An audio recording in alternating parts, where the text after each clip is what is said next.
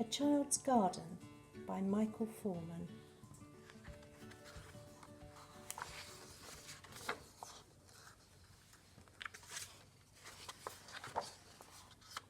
The boy saw it after a night of rain, a speck of green in the rubble, peeping up towards the sunlight.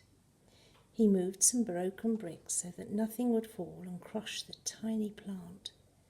He didn't know what sort of plant it was, a flower or a weed.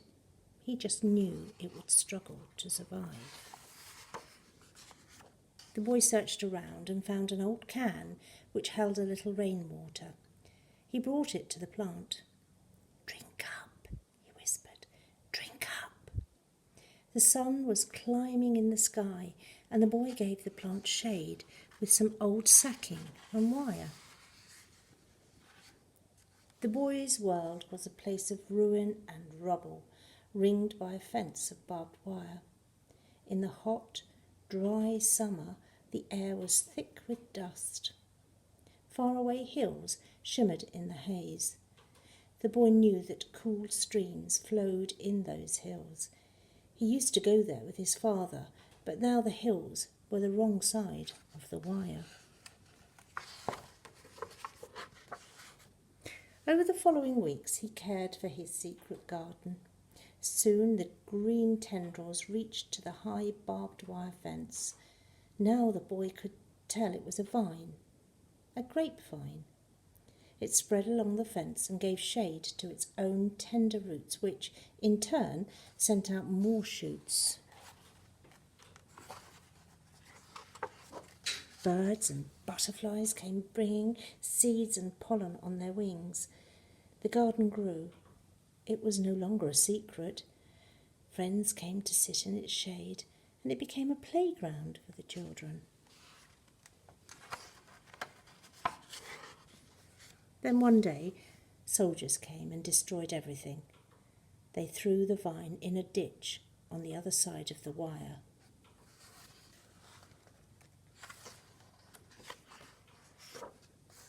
The boy thought his heart would break.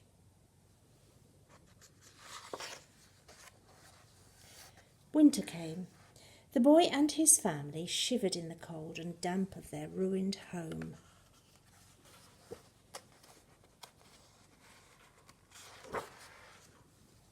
Spring came late. After the first night of rain for weeks, the boy noticed green shoots all along the ditch. Some seeds from his vine must have survived the winter. He worried about the new shoots. He couldn't get close enough to water them. They were on the other side of the wire.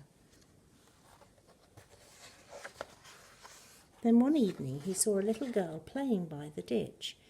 She had a bucket and she was sprinkling water on the tiny plants.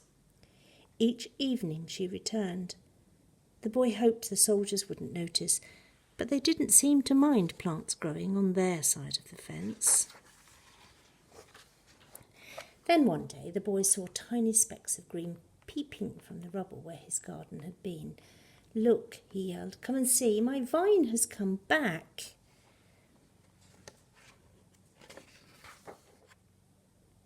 He began collecting water and once more tended his garden.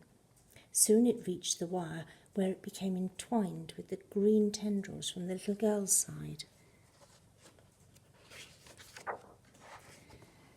The barbed wire disappeared under leafy shade, and the new garden became home once more to birds and butterflies. "Let the soldiers return," thought the boy. "Roots are deep and seeds spread." One day the fence will disappear forever, and we will be able to walk again into the hills.